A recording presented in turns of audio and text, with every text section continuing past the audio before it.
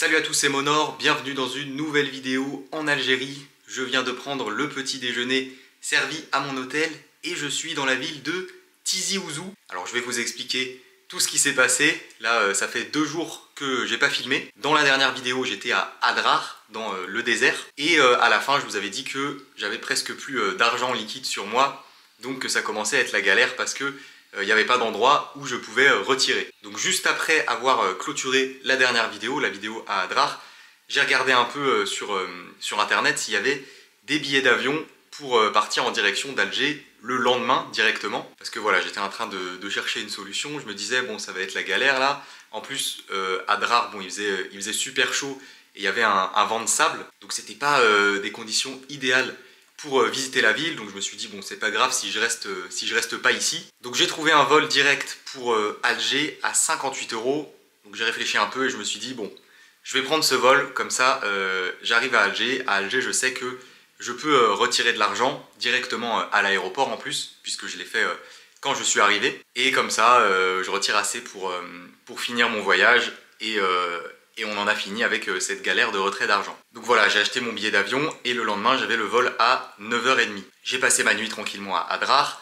En me réveillant, j'ai pris la direction de l'aéroport. Et là, c'était encore une nouvelle galère qui m'est tombée dessus. Je suis donc arrivé à l'aéroport et en fait j'avais acheté le billet pas sur le site officiel de la compagnie aérienne, puisque sur le site officiel, j'arrivais pas à payer avec ma carte, donc je l'ai acheté sur un site externe où c'était possible de payer avec ma carte. Sauf que quand je suis arrivé à l'aéroport, je suis allé au comptoir de la compagnie aérienne en question, c'est Tassili Air, et ils m'ont dit que les billets d'avion n'avaient pas été émis, enfin qu'en fait eux ils n'avaient pas reçu le paiement. Donc si je voulais partir, pouvoir prendre l'avion, eh ben il fallait que je paye là au comptoir. Seulement c'était possible qu'avec un paiement en espèces, et rappelez-vous, je n'avais plus d'espèces, enfin il me restait 3000 dinars et le billet en coûtait 8500. Donc là, début de ma galère, ça commence à être la panique, je me dis mais qu'est-ce que je vais faire? J'avais à peine assez d'argent pour me repayer une nuit d'hôtel le soir, et en plus de ça, le vol avait 5 heures de retard. Enfin bon, mine de rien, ça c'était peut-être le truc qui m'a sauvé, parce que du coup ça m'a laissé du temps pour trouver une solution. Ce que j'ai fait, c'est que j'ai contacté la plateforme en question sur laquelle j'avais acheté le billet, et ils m'ont dit que voilà, ils savaient pas trop pourquoi, mais la compagnie aérienne n'avait pas accepté la transaction, enfin bref, j'ai pas tout compris, mais qu'en gros, ils pouvaient pas émettre mon billet. Enfin voilà, ils m'ont appelé plusieurs fois, je leur passais le gars du comptoir, ils discutaient un peu avec lui, mais ils n'arrivaient pas à trouver de solution. Et là, j'ai eu un sauveur qui est arrivé dans l'aéroport. Un Algérien qui s'appelle Sivdine, qui au début est venu me voir parce que comme le vol était en retard, lui il voulait retourner chez lui pour revenir un peu plus tard, mais pour être sûr que le vol n'était pas annulé, il m'a demandé de prendre son numéro pour que je l'appelle pour lui confirmer ça quelques heures plus tard. Donc je lui ai dit ouais, pas de souci, et on a commencé à discuter un peu, je lui ai expliqué ma situation. Et là, bah, en fait, c'est lui qui m'a sauvé, parce qu'il m'a dit « Oh, mais pas de souci, moi, si tu veux, je retire de l'argent, je paye en liquide pour toi, et dès qu'on arrive à Alger, tu retires et tu me rembourses. » Et là, c'était le soulagement. Du coup, voilà, c'est comme ça qu'on a fait. Et au final, bah, on a pris le vol ensemble, on a discuté, on a gardé contact d'ailleurs. Vraiment super sympa, Sivdine. Et en arrivant, voilà, j'ai pu retirer, lui rembourser ce qu'il m'avait prêté. Et du coup, bah, j'en ai profité pour retirer assez, pour être tranquille jusqu'à la fin du voyage. Normalement, ça devrait le faire, je devrais plus avoir ce genre de problème. Du coup, ouais, il y avait 2 heures de vol pour faire Adrar-Alger, et en arrivant directement, j'ai pris un train depuis une gare qui est assez proche de l'aéroport pour rejoindre directement la ville de Tizi Ouzou. Donc le trajet a duré 1h30 à peu près. Je voulais pas en fait repasser une nuit à Alger, hein, je voulais directement enchaîner. Et je me retrouve donc ici en Kabylie, voilà, bienvenue en Kabylie, en Grande Kabylie plus précisément, dans la wilaya de Tizi Ouzou.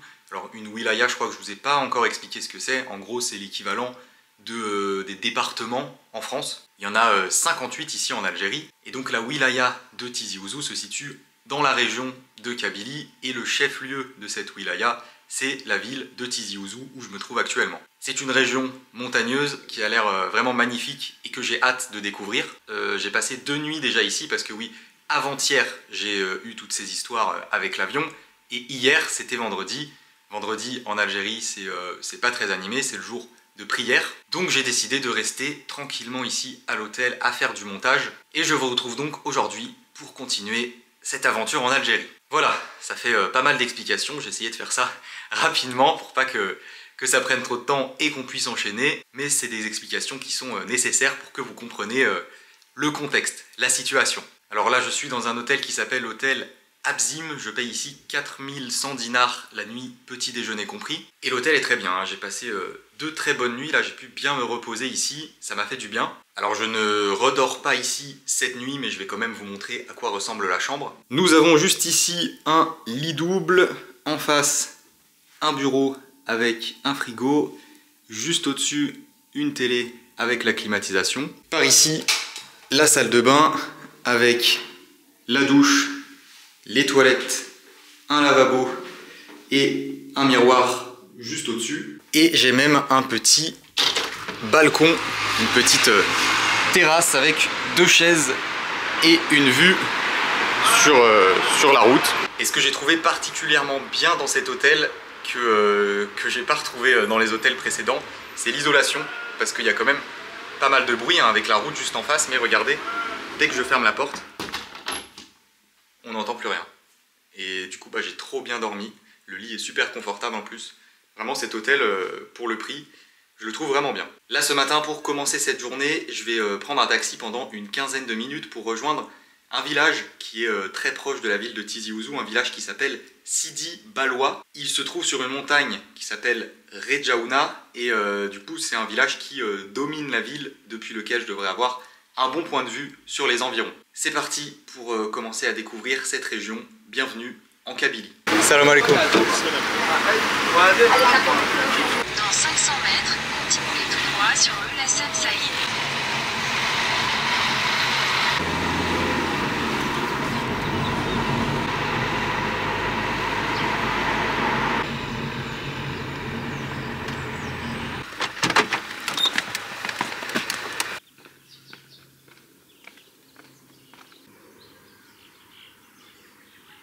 Me voilà arrivé au sommet de cette montagne, à Sidi Balwa. Là, ici, il y a un cimetière avec un bon point de vue sur les environs. On voit toutes les montagnes qui sont aux alentours. C'est vraiment très beau et très calme. Alors par contre, c'est un endroit un peu paumé, donc je me suis arrangé avec le chauffeur de taxi que j'ai commandé sur l'application Yassir, très pratique pour commander des taxis ici. Et voilà, je me suis arrangé avec lui pour qu'il m'attende et qu'il me redescende, parce que sinon je vais galérer un peu pour trouver comment redescendre, je pense. Donc, je vais rester un petit moment ici, profiter de la vue et vous faire quelques images. Franchement, c'est magnifique.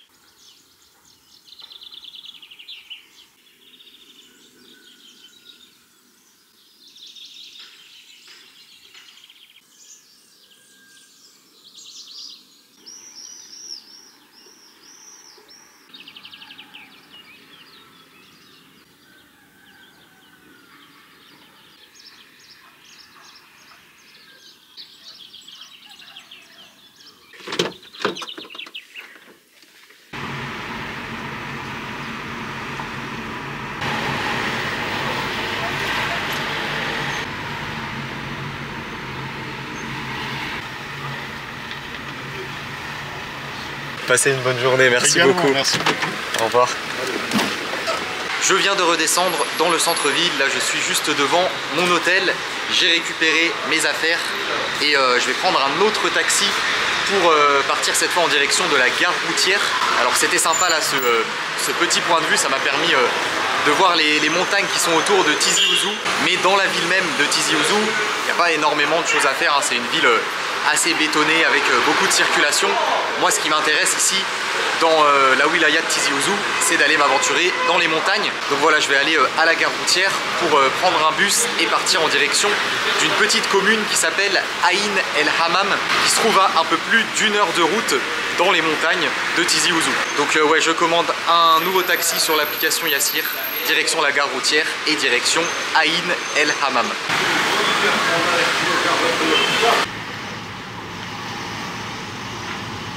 Beaucoup de circulation à Tizi Ouzou. Oh, oui, et pourtant aujourd'hui c'est le week-end.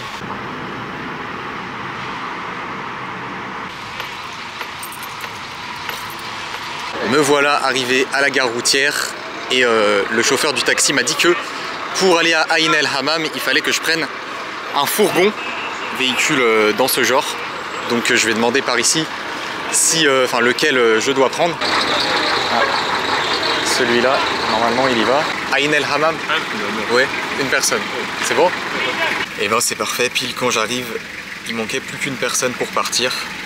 Donc on part directement, j'ai pas besoin d'attendre.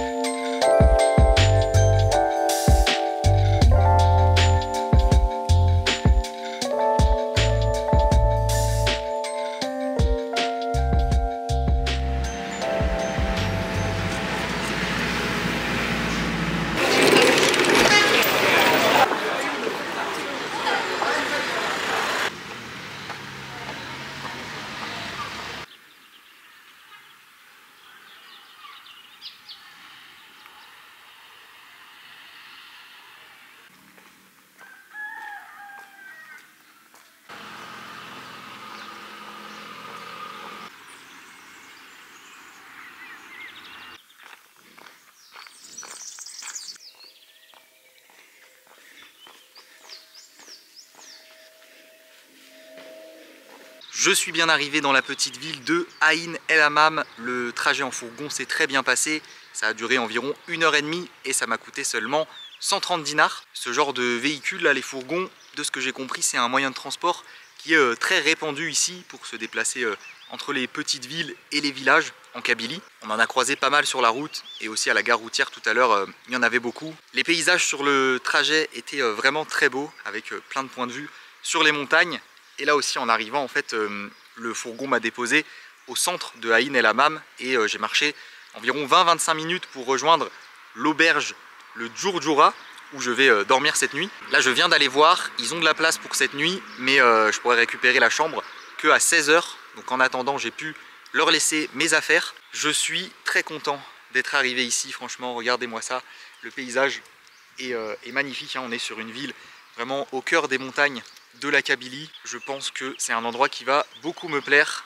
Voilà, j'ai des points de vue comme ça, j'en ai eu vraiment plein pendant que je suis monté depuis l'endroit où le fourgon m'a posé. Donc Ain El Hammam, c'est une petite ville, je crois qu'il y a environ 20 000 habitants ici et ça se trouve à peu près 1000 mètres d'altitude. Et en fait tout autour il y a plusieurs petits villages, donc je vais essayer d'aller explorer un peu les alentours. Mais là pour commencer, je vais redescendre dans le centre de la ville pour aller manger parce qu'il est déjà quasiment 14 h.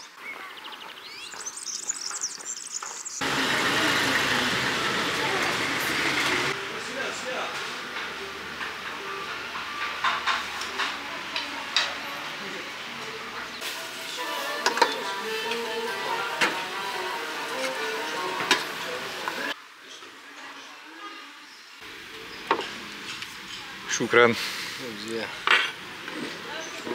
Merci. Pardon?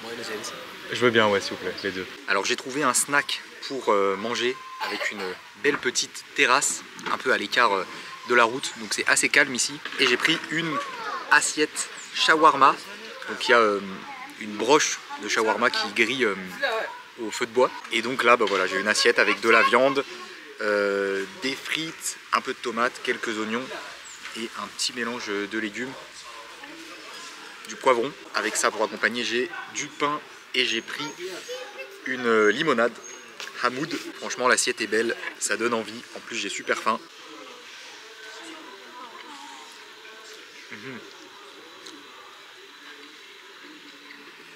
Vraiment très bon.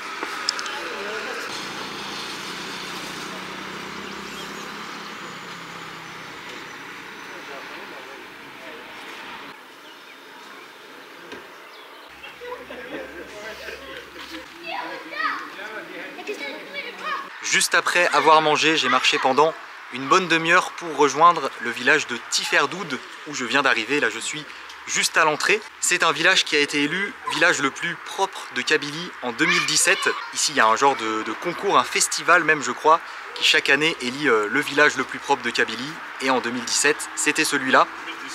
2017 c'est ça, oui. C'est un village qui a l'air vraiment très joli. En arrivant directement on a un genre de plateforme, de balcon comme ça, avec un très bon point de vue ici sur les montagnes. Je vais tout de suite aller me balader et découvrir ce village de Tiferdoud.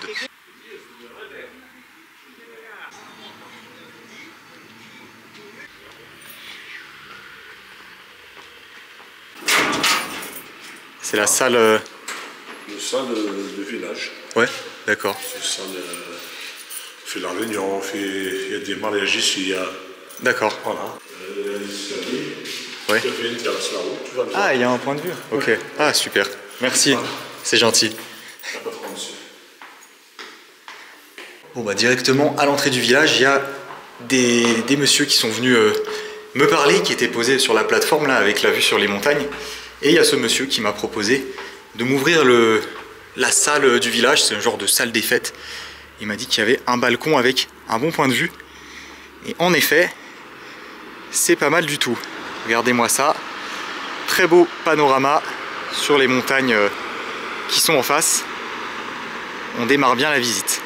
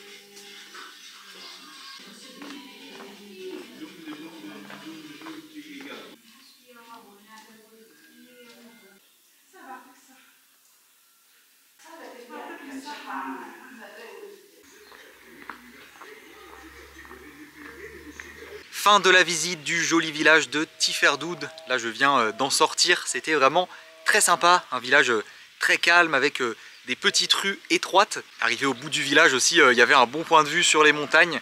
Vraiment j'ai beaucoup aimé cette découverte. Les gens en plus, les habitants du village étaient très gentils. J'ai rapidement croisé des personnes, tout le monde me fait des sourires, tout le monde m'a souhaité la bienvenue. Franchement super, j'ai trouvé ça très beau, c'est assez coloré en plus, hein, les murs sont colorés, Il y a pas mal de dessins qui sont peints sur les murs. Et oui, en effet, ce village est très propre, hein. Il n'y a pas un déchet qui traîne. Là par contre, sur cet après-midi, le ciel est quand même assez couvert, hein. On voit plus trop le soleil.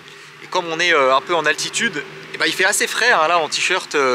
Franchement, j'ai un peu froid. Passer du désert à avoir un peu froid comme ça en montagne, c'est un changement assez direct pour moi. On voit bien le contraste qu'il y a entre les différentes régions ici en Algérie. Là du coup je vais retourner à Aïn El Hammam et je vais prendre la direction de l'auberge dans laquelle je vais dormir ce soir pour aller récupérer ma chambre.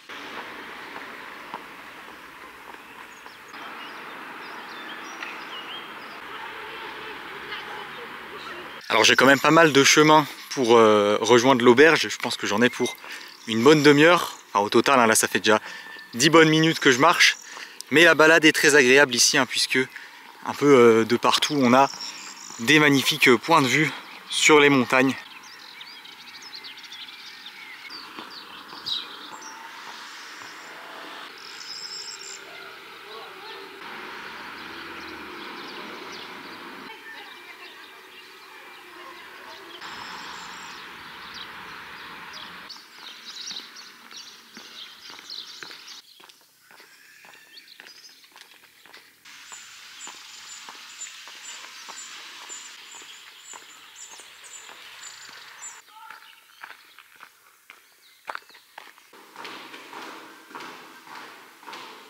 Je suis bien arrivé à l'auberge, j'ai pu récupérer ma chambre. Je paye ici seulement 1000 dinars la nuit, c'est vraiment pas cher. Même au taux de change officiel, ça fait moins de 7 €. Et voilà à quoi ça ressemble. Alors j'ai 2 lits simples avec un bureau.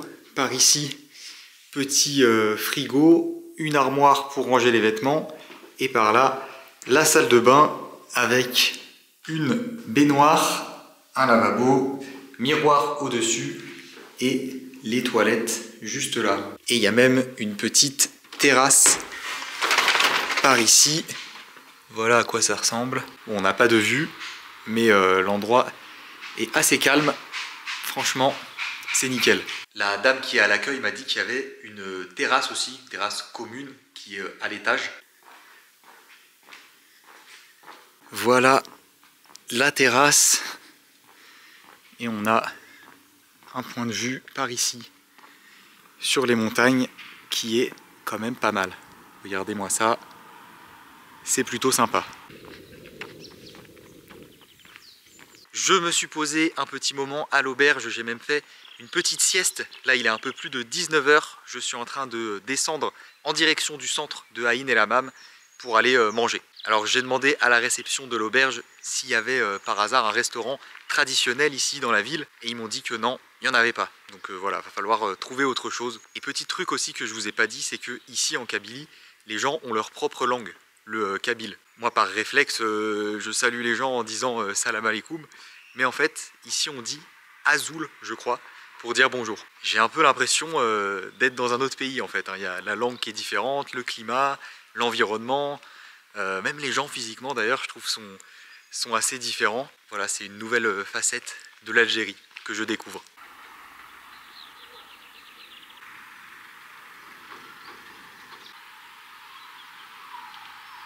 En gros, moi, l'auberge où je loge, elle est plus sur les hauteurs de la ville.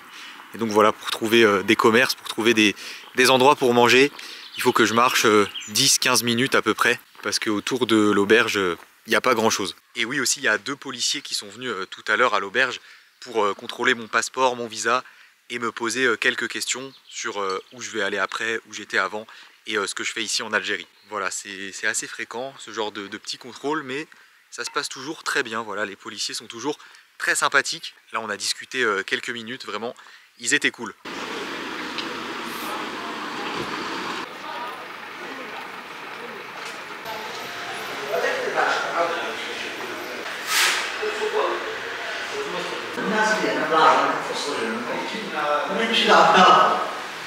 Bon, j'ai trouvé un snack et j'ai pris un sandwich qui est dans un pain fait maison comme ça. Le pain, on dirait de la pâte à pizza. Ça a l'air pas mal du tout à l'intérieur.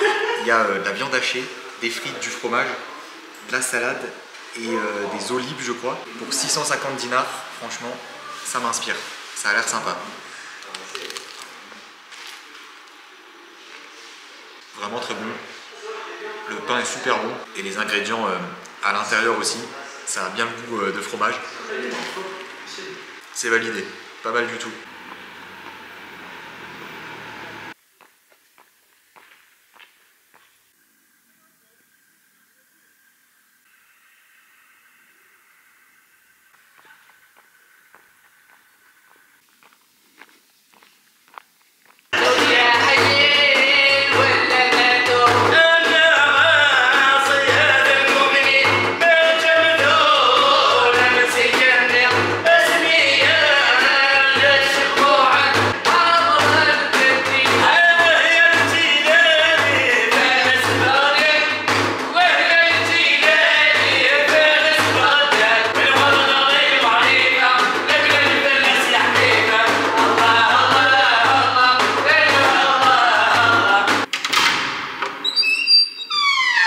Je suis de retour à l'auberge après ce très bon repas. Franchement, le sandwich était super bon, je me suis régalé. Et en arrivant à l'auberge, à la réception, il y avait des membres de la famille, en fait, je pense, qui tiennent l'auberge. Et il y en avait 2 qui étaient en train de faire de la musique, de chanter des chants traditionnels kabyles. Donc je me suis posé avec eux un petit moment, voilà, je vous ai filmé un peu ça. Franchement, c'était trop bien là, c'est parfait pour terminer cette journée. Et il est maintenant temps de clôturer cette vidéo après cette très belle journée dans les montagnes de la Grande Kabylie. J'espère que ça vous a plu. Si c'est le cas, comme d'habitude, n'oubliez pas le gros pouce bleu. Abonnez-vous à la chaîne si ce n'est pas déjà fait. Et je vous dis à demain pour une nouvelle vidéo.